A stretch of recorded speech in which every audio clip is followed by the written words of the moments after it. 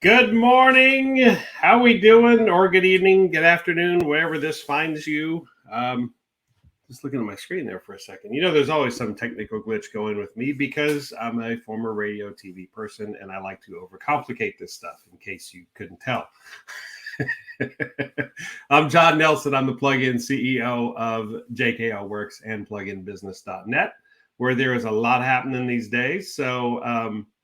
So yeah, we're excited to get this going, and we've been talking about for the last couple months or so, real ways to jumpstart your business, and really going through what we're doing because it's very different, and that's different in a very good way. So it is, there's a lot happening here. So I just wanted to I want to check over a couple of things here, but we're going to talk about something today that's a little bit on the, if we're being honest, a little bit on the dull side, right? And it is, but it is what it lacks in excitement, it makes up for in necessity. You're going to we're going to go through, talk about your product catalog and additional products and services and things that you could offer, and how that all fits together. I apologize, some of this I'm still getting over a little sinus infection, so it's that special time of year in Southeast Texas when the allergies are going crazy. So please forgive me on that one. So it's happened to others, generally a whole lot more than me, but that doesn't mean I'm immune, unfortunately. I'm very much not. So let's talk about this, because putting together your product and service catalog is one of those absolutely mundane things, but that you may or may not have given thought to, especially if you're a freelancer. If you only got one or two things going, this has probably not yet crossed your mind because you're trying to fulfill what you've got. Okay. But there are lots of reasons it should cross your mind, because not only to build, to fulfill the services that you have, but to begin to build everything up, to begin to build up your business, to begin to build up your agency, to begin to build up your why you got into this in the first place. What, not only what you're good at, but what you enjoy doing, and those things that you're not good at but still need, and how to pull those in. So what we're going to be talking about today is, first of all, we're going to talk about what you're good at, your additional products and services. And this is all in the name of making revenue, right? Increasing profits. That's a lot of the reason we're doing this, but it's more than that. It's systemic. It defines who and what your business is. It defines how you're different, what's in your product catalog. And so and if that's the case, and if it's done well, and if you take a little time in the beginning, or take a little time now, it's not too late to go back and really look at your catalog and see what you offer and see what you're doing and see how it's different, then what you will realize is it will increase all of your sales, all of your profits, all of your joy in doing the business. You got to have joy in doing this, guys.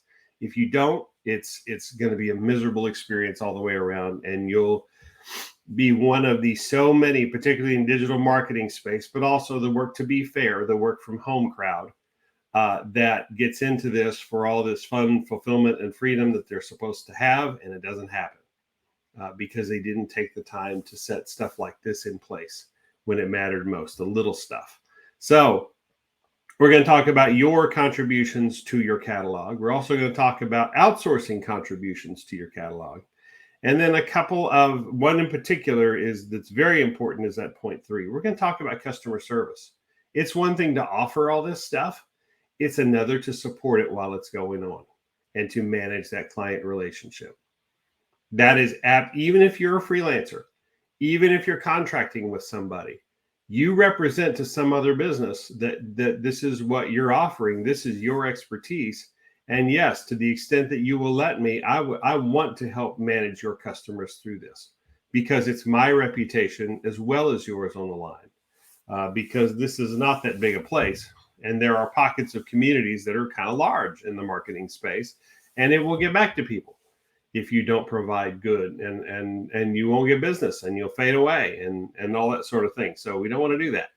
All right. So this is one of those, like I said, it's kind of one of those boring things, but if you'll hang with me on it, we're going to get a lot done. Okay.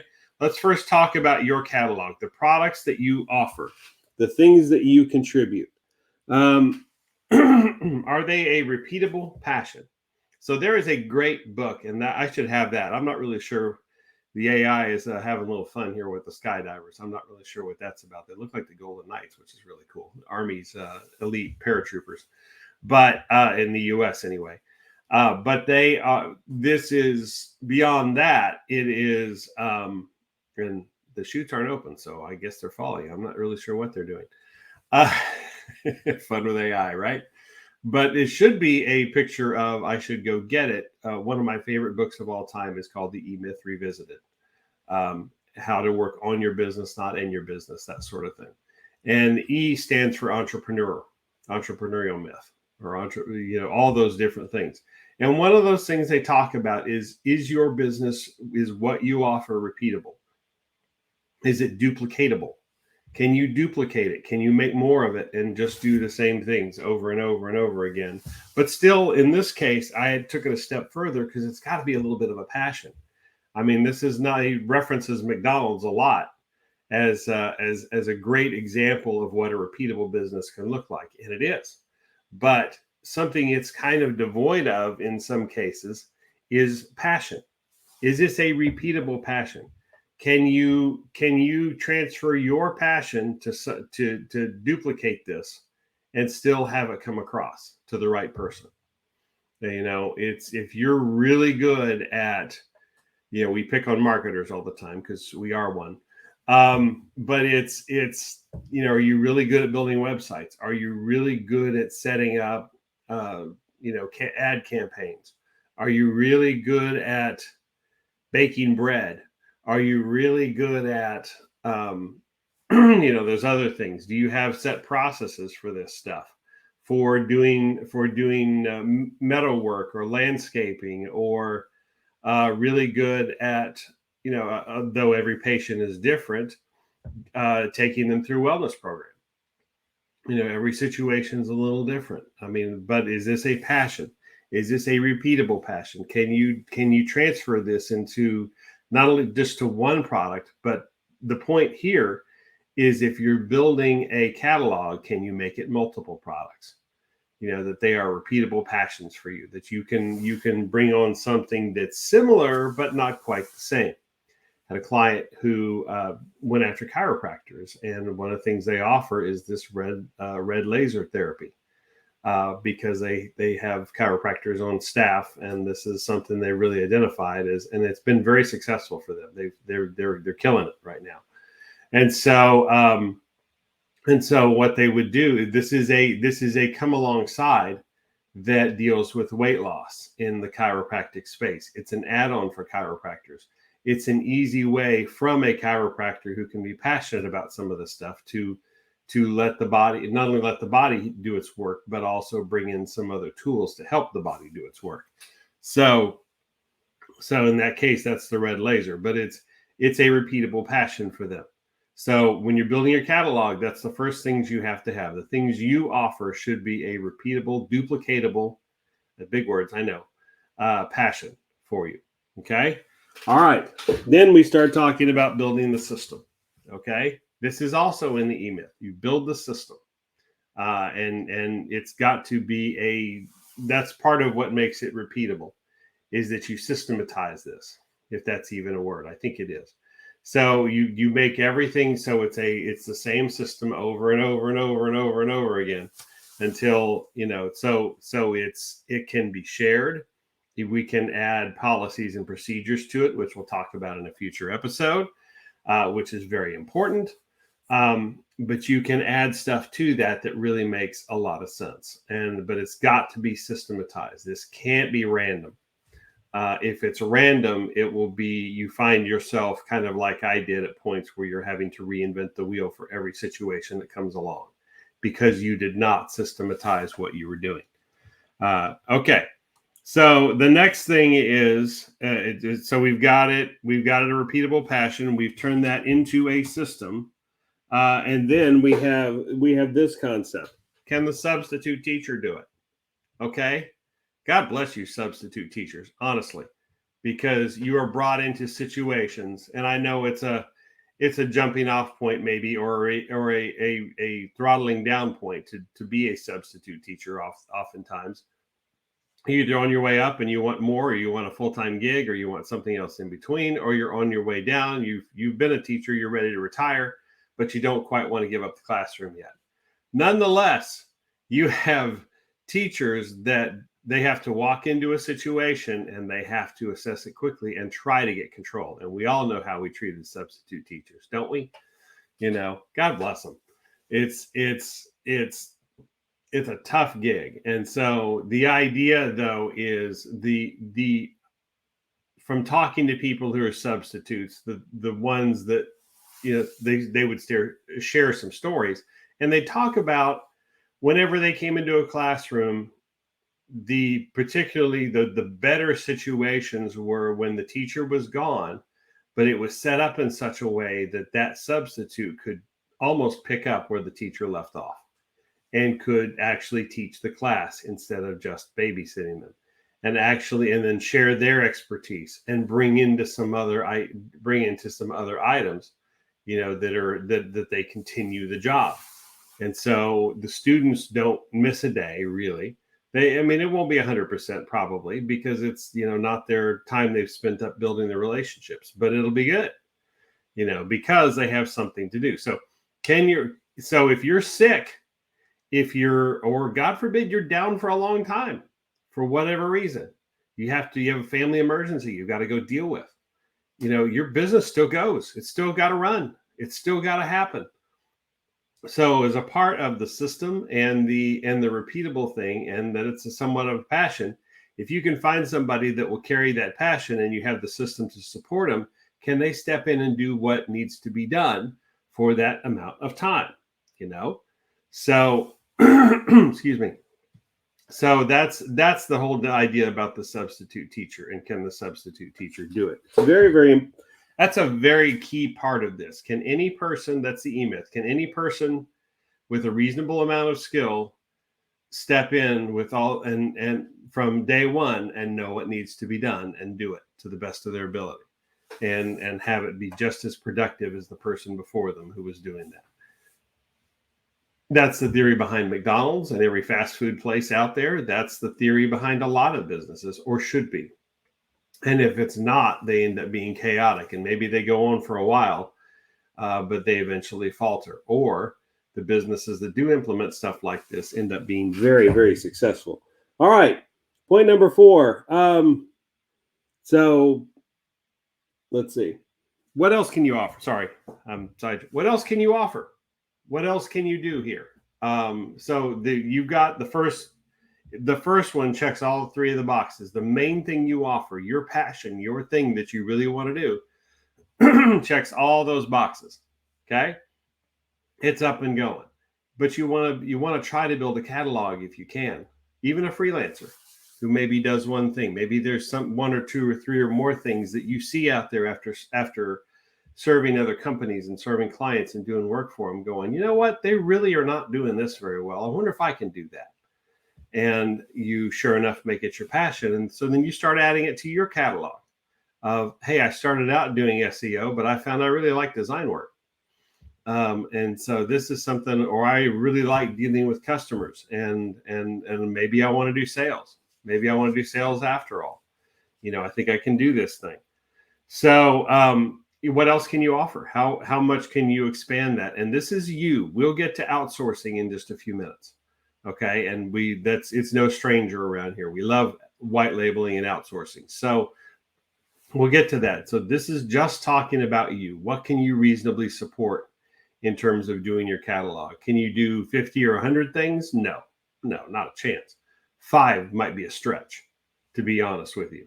Unless your business is a little bigger and has a little better group. But it is, this is what can you do? What 2 or 3 things can you add?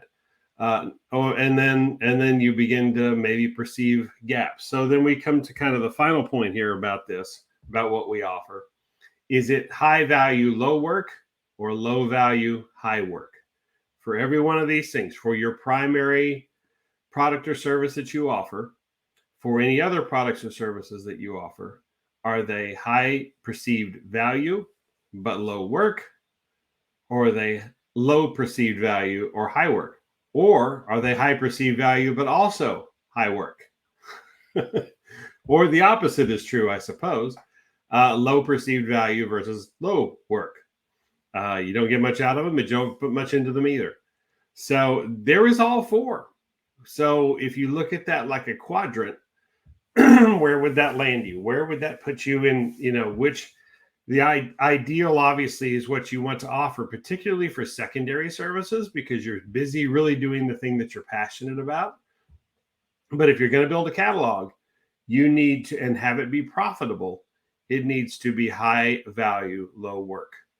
That's where the marketing fundamentals are awesome at this, because excuse me, here's the dirty secret. Most of them are fairly low work, but they are tremendous value. Okay. Sorry, I blew it for everybody, but that's the truth. You'd find out eventually. So like referrals and reputation management and database reactivations, particularly if you have a CRM system doing it, take next to nothing to do. You monitor the results. Even doing content marketing and some of those things, you can put some of that together for use AI as a tool. Yes, bring it in and have it write some of the stuff for you, and then check its work before you send it out, right?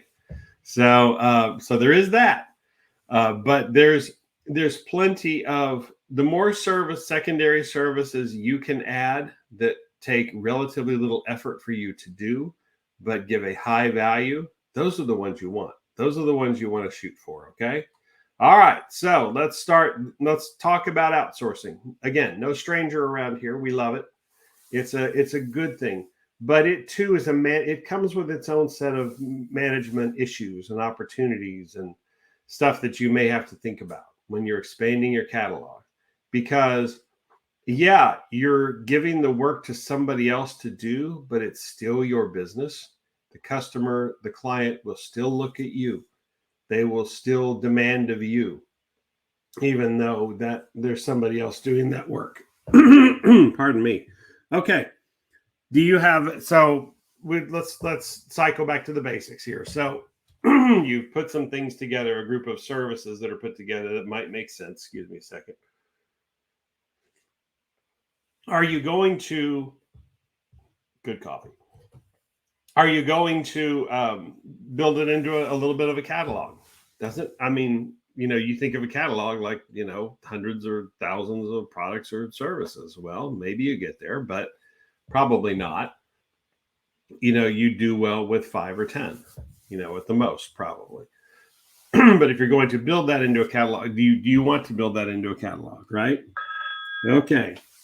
And then I'm not sure what that's about. So, okay. So let me just take that, keep that from, that's one of those things you don't really think about, right? When you're doing live videos. All right. So do you have a supporting community around your catalog, around your business, around your products, around your services? Tough to do, not impossible. You can go get complete random strangers to do your outsourcing for you, because that's what we're heading towards, right? So you can go get a complete random group to do that. But if you do, is that going to help? Is that something that's going to make a difference? Is that something that versus, do you have people that are that are going to be there for you in doing this? Sorry, I'm completely distracted by this whole thing. Some of us actually still do have a few desk phones, but I'm not sure it's going to work. Okay, so do you have a community built up around you? Do you have people that you trust to outsource to?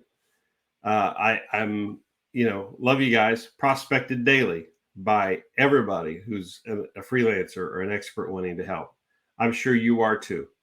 There are, at some point, this is a tough line to draw, because at some point, where do those trusted relationships begin? Well, they begin with you taking a chance on somebody, right?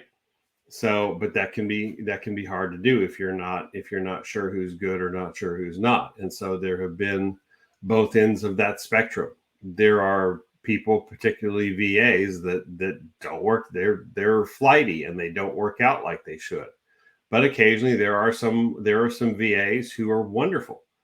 How do you ever know until you find out? There's got to be some ways that, and they don't always try or know to build up that trust somewhere to try to get those references someplace.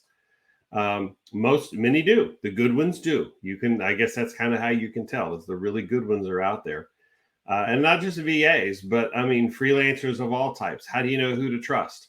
I never would have found the person who's doing my YouTube stuff on my own, even though he did prospect me in his own defense at some point, but I was so over prospected. But luckily I had validation from elsewhere, from somebody else that he had done work for, that said this person's really good.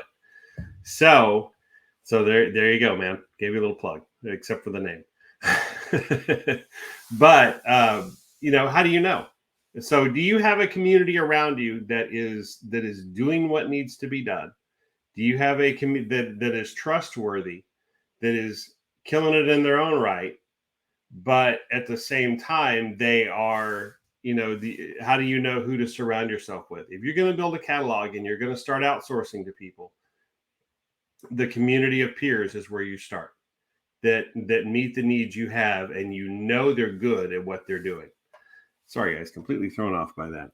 Okay, so then the next thing we talk about, and it's probably a 2-ring thing that goes away, that they're not supposed to be calling, but somehow they do. All right, so which outsourced products or services? So you got your community, you got your desire to expand your catalog. So now, how do you determine what to put in there? Does it match do you have a theme of what you're good at, of how you want to define your business? Whether it's a smaller freelancer operation or a large agency or a smaller business of some kind that's a one shop, or you want it to be something more than that, franchises or multiple opportunities or all sorts of stuff. When you have multiple businesses or multi-location things, do you have, when you're putting together your product catalog, that's again where the buyers can be good and the purchasers, because they can put together the products you want, or services you want. But before that happens, you have to sort of define it yourself. What is your overall theme? What's your expertise? Who's the group of people that you're going after? How are you going to be able to put all that together?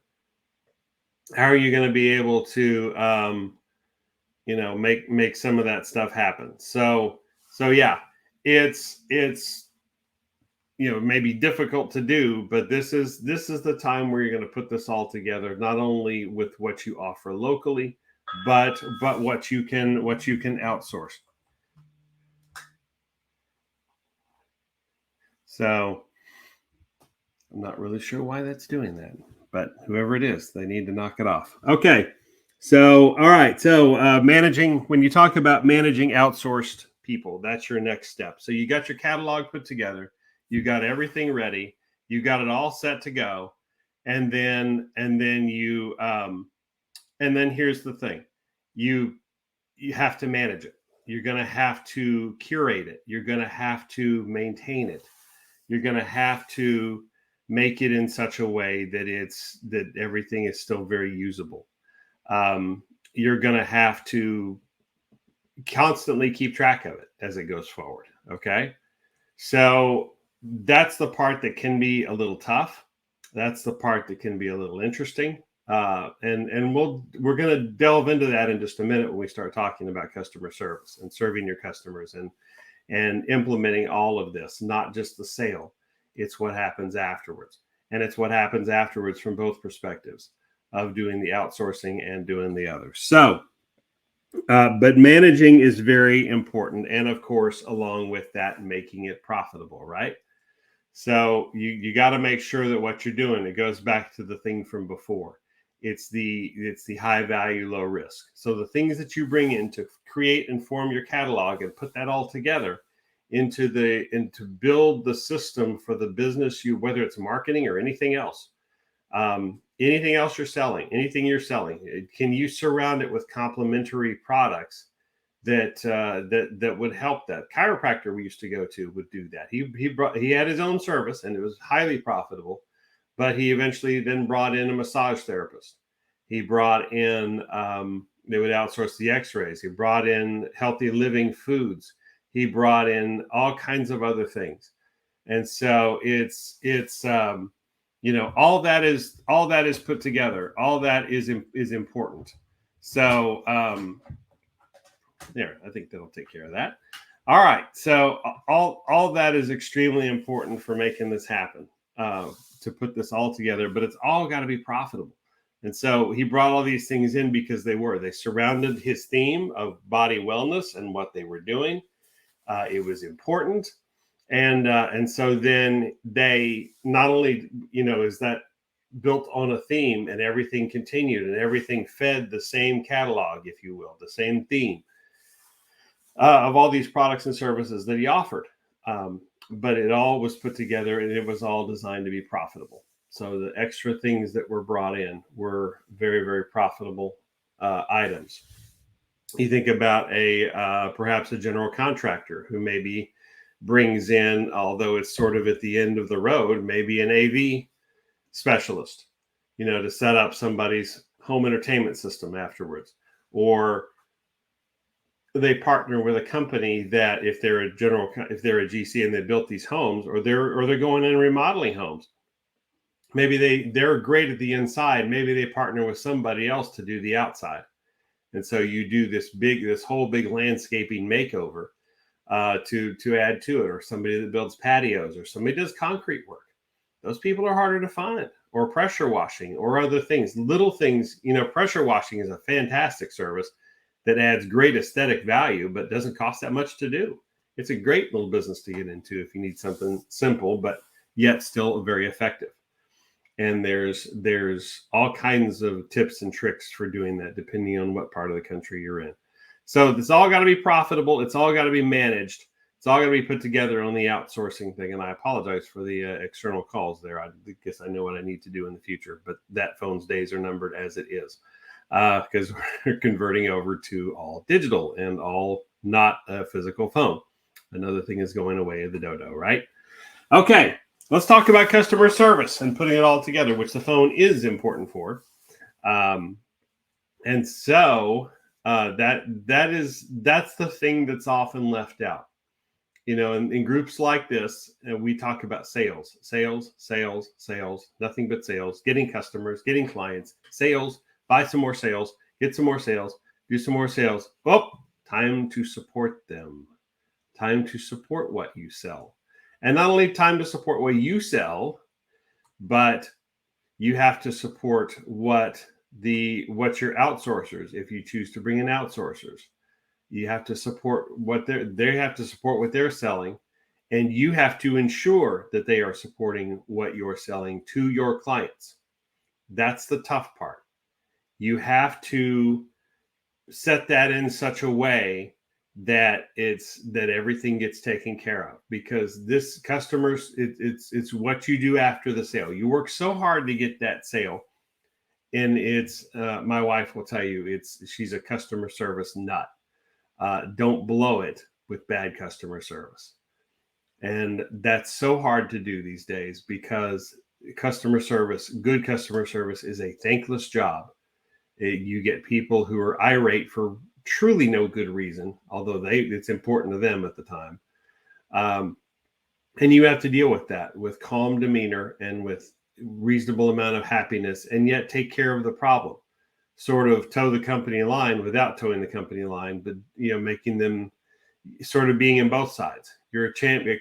It's been said to me for salespeople, but I think this applies as much or more to customer service people, or should. It's been said that a salesperson should represent both sides to each other. So a good salesperson should represent the product he or she is selling to to their potential client. A good salesperson should also represent the client's needs and wishes and desires and what's going on to their customer. So, haha, I got you. You can't ring now. Okay. They should represent everything to their customer as well. I'm sorry, to their business. Represent the client's needs to their business, because otherwise, how do you improve? How do you change around the situation? How do you make that better? How do you do all these things? How is that important? How is that generated? So, I mean, otherwise it's hard for people to follow that if they don't have it in place, right?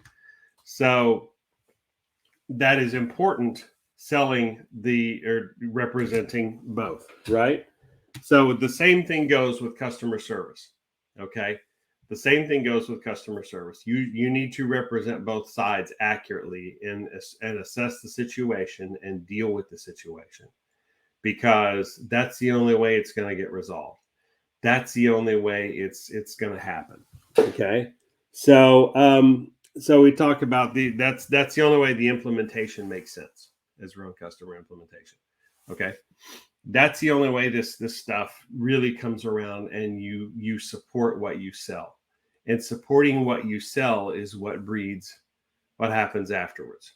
Supporting what you sell is what breeds, the success that comes from it, that makes everything good, that makes everything, potentially a winner of what's happening. All right. Okay. So customer, and it also, a key part of that here is communication. Is communication to the customers. A key part of customer service is not only the implementation of having it, period, but is communicating it to your customers.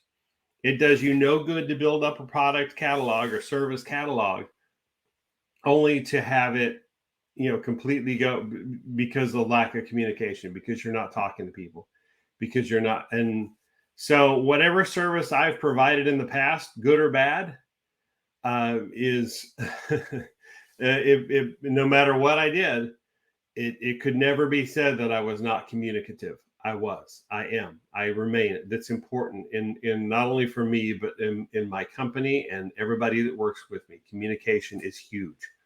If you're not doing it well to your client starts to wonder. And when your client starts to wonder, they get extremely dangerous, because then they're looking for other options, because they don't know where you're at.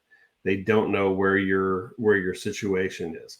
And as good as my communication is, there are some clients it has not been good enough, and they even take me to another level of it, because they want to know what's going on with their investment. You have their money, you're providing their service, and they're anxious for it. And so any good product catalog needs to be built around the implementation of customer service, and a product and service catalog too. Same difference. And how you communicate those services, not only how you communicate the needs, but where you are in the timeline. We meet every week with customers. We meet and it's up to an hour, 15 minutes to an hour, depending on which coaching level you end up at. But we're meeting every week with people, and we're talking about where they're at, going through their accountability, the tasks that we have with them. Take an hour out of your week to do this. And so everybody's got some things to do.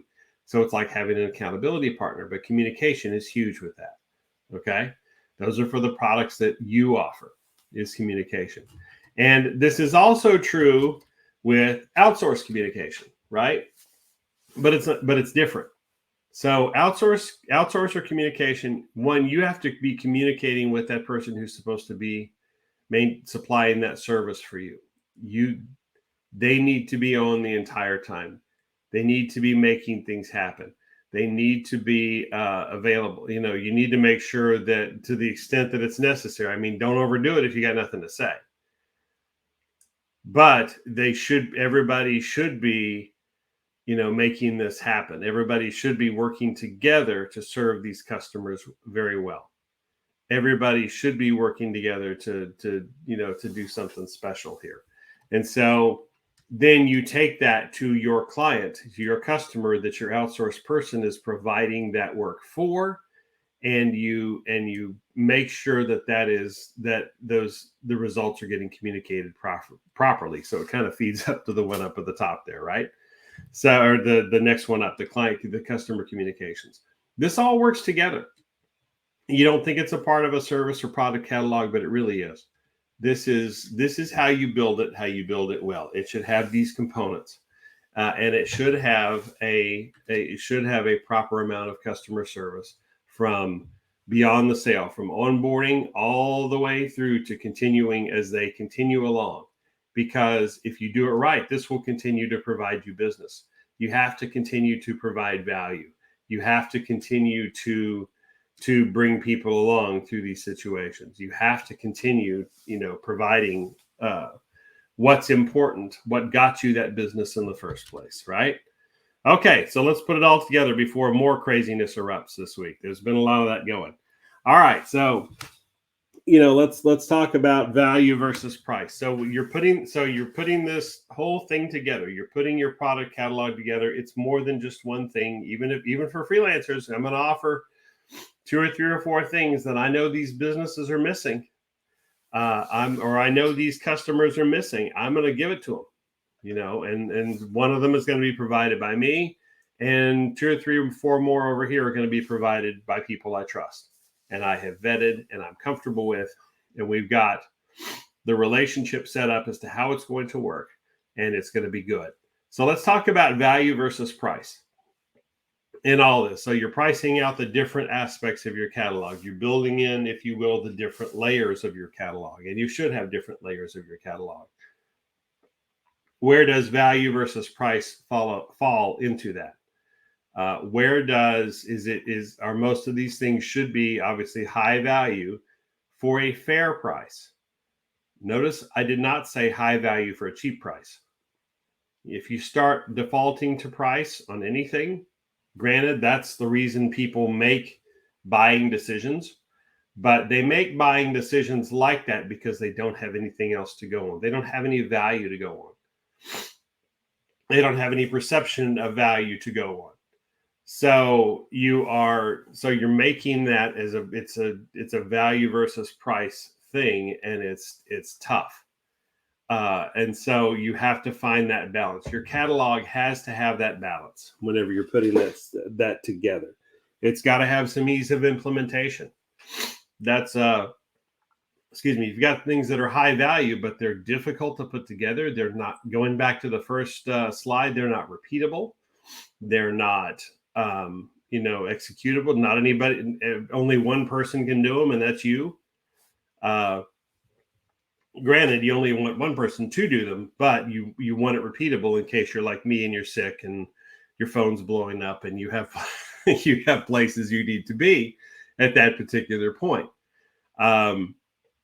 So you need to make it where it's repeatable. It needs to be easy to implement. Okay, it needs to be easy to make happen. So you end up, part of the reason that I pivoted to this from just digital marketing alone is I found myself every time having to reinvent the wheel.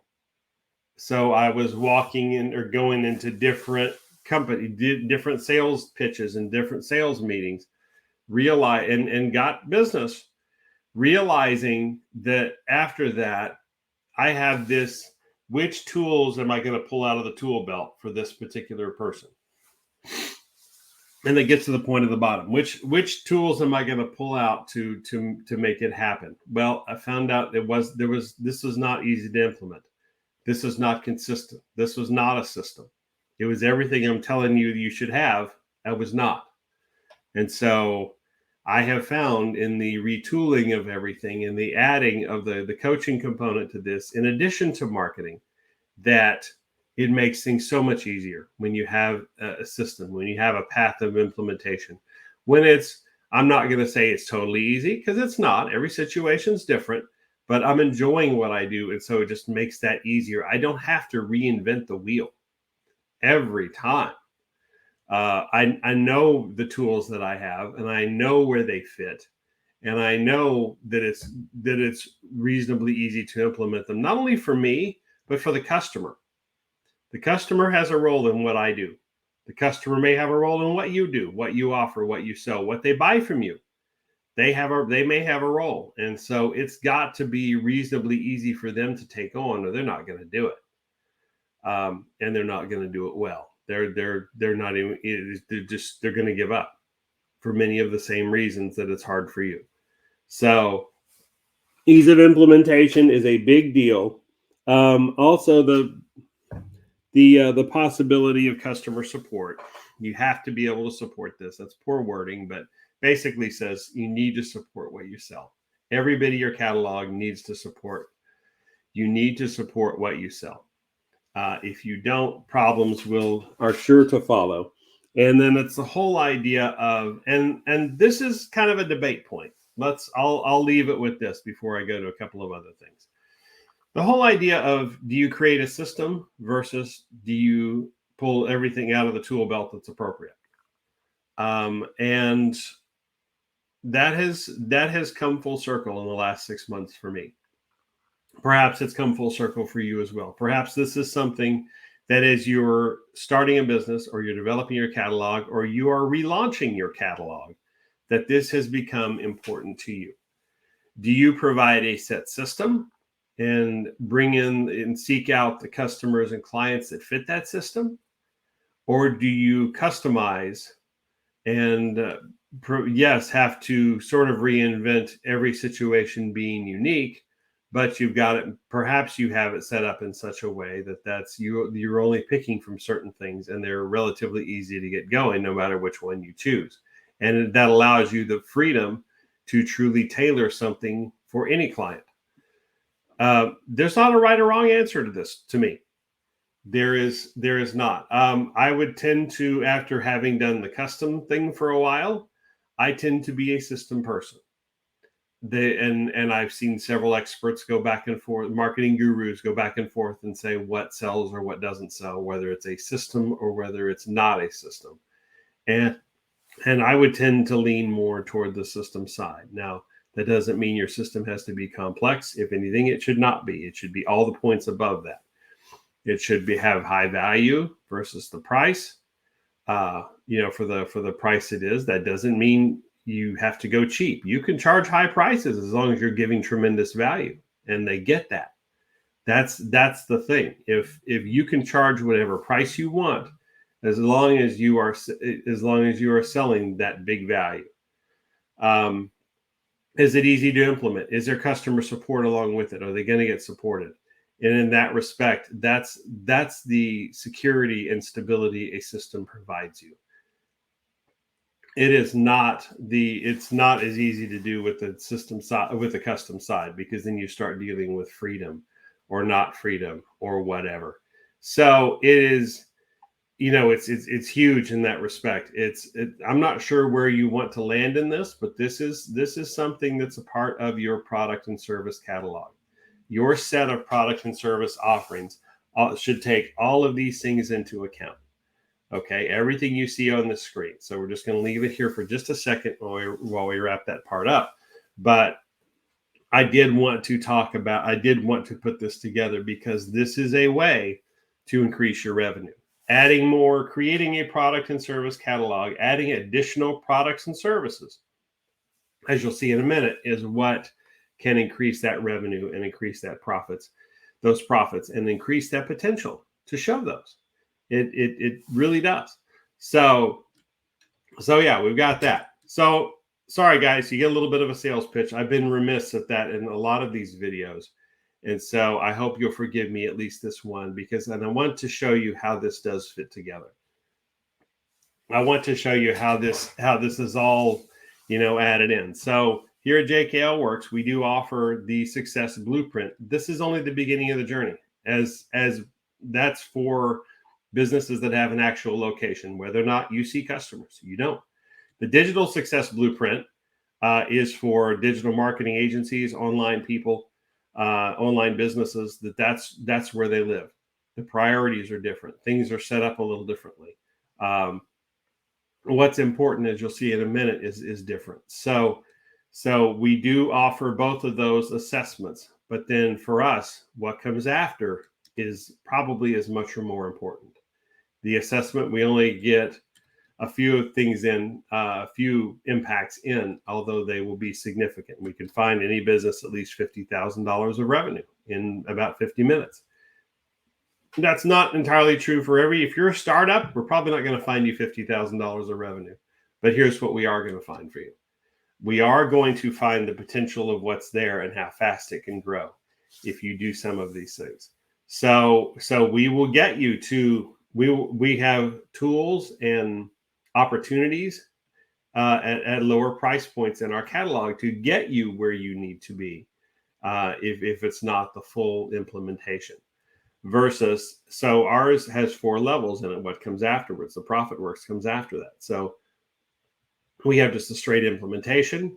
We have another layer up that adds the marketing component. We had another layer up from that adds a full prospecting component. And we actually have now we're very pleased to offer a level down from the regular implementation that is unlimited 15-minute meetings with me. But you have things you have to do. There's steps you have to take, and you don't get another meeting until we do that. But you get all the benefits of what us coming alongside can do. All of our expertise, our full attention, things that'll help you think. From people that we've taken through this, they kind of walk out going, I didn't think about that before in my business. I really should have. So just so you're prepared. So that is where we start all this. This is the regular blueprint, and these are the areas, and we've been covering these areas. We've been going through these for a while now. Excuse me, and you're going to see in just a minute, there it is. Additional products and services are part of these 12 initial things to choose from that we look at. Okay, these are additional things that these are opportunities that we have. Now, during the initial blueprinting session, we're only going to get about 3 or 4 of these done at the most, because we have less than an hour.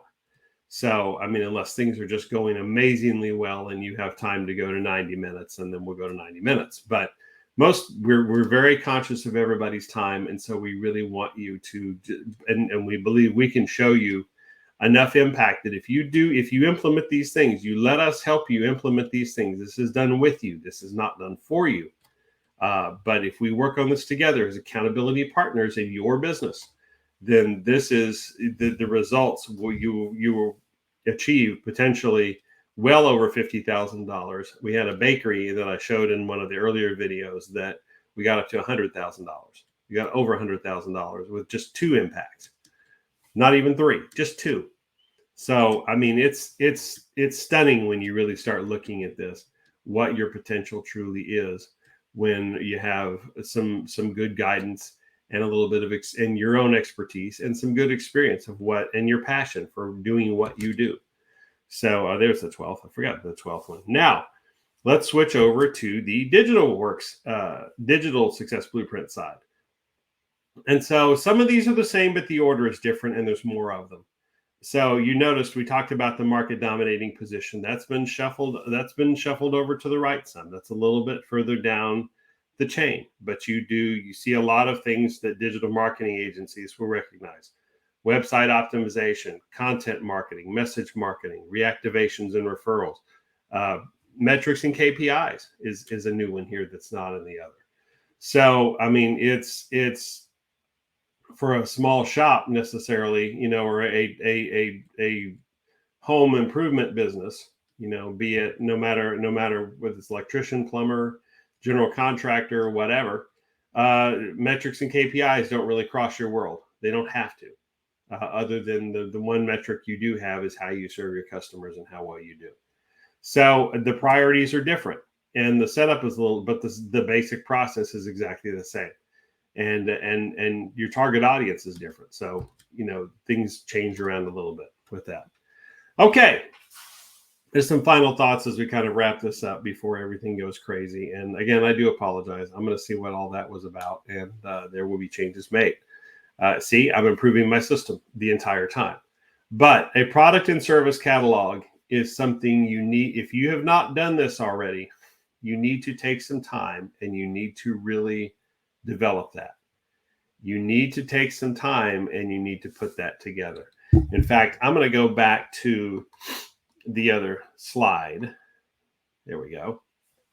And it needs to meet these criteria whenever you're putting all this together.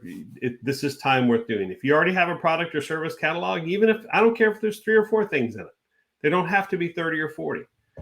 There can be 3 or 4. That's a catalog. I probably have 4, 5 at the most, depending on how you frame it, because there are things that I outsource in that. The prospecting portion is outsourced. Can I do it? Sure. Can somebody else I know and trust do it better? Absolutely. So they get that opportunity. The marketing fundamental pieces, many of those are outsourced to do some of this. Again, can we do it? Yeah, they can do it better.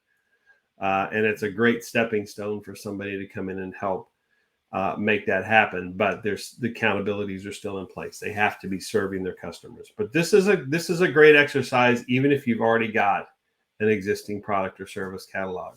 Map it out. Map out your pricing versus the value. Map out your costs in all of this as you're putting it together.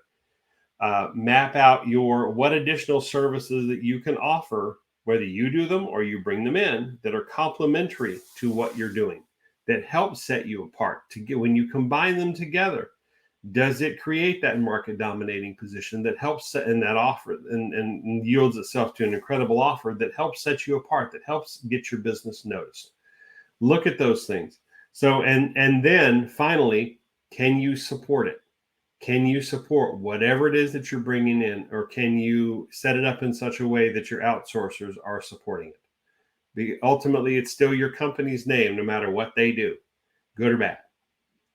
And so that's the trade-off. If you're going to outsource, if you're going to be an outsourcer, you get lots of businesses. You get lots of business from other companies, but you sort of, lend away your name and reputation to those particular clients, or you should, to do it right. But that's the trade-off for getting that business.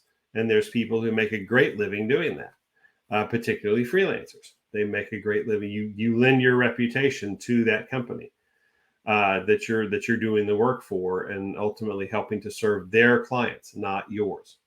Your clients are those companies, and it's incumbent upon you to make sure that's good and make sure that it's developed. So I hope this, despite the interruptions, I hope this has been at least something that's a reasonable journey for you as we try to put this together. This is not the most exciting subject, but if you will take time, if you will work it out, if you will spend a little opportunity trying to put some thought into this and really make it a part of your business, really make it central to the core of your business, you will have success with this. This will be amazing results for you. So thank you for watching. Thank you for waiting through the technical craziness. I seem to have my share, don't I? Maybe I invited on myself. I'm not entirely sure. But nonetheless, thanks so much for watching. If you do have more interest in seeing what the success blueprint could look like for your business, you saw some of the little notes on there, and I didn't stress it enough. See, I'm trying to get better at selling my stuff, right? Blueprint.jklworks.com. That's blueprint.jklworks.com. We'll ask you which, that's the direct site. You can always go to our main website and get there as well. And that will start you on the journey toward a success blueprinting opportunity with us. And once we do that and go through your business, it's absolutely no cost to you for the initial one. Then we're going to come back and we're going to give you some options based on along with a true audit report, because this is your business. This is your financials. This is your things that we've delved deep into, and it's only for you. We want them to only be, this is unique to you and nobody else. Yet for us, this is a repeatable process, being able to do this. So, but the results for the beauty of it is the results for every situation and every conversation that comes out of it are amazing. And so we look forward to having that opportunity with you. Thanks so much for watching. We will talk to you again soon.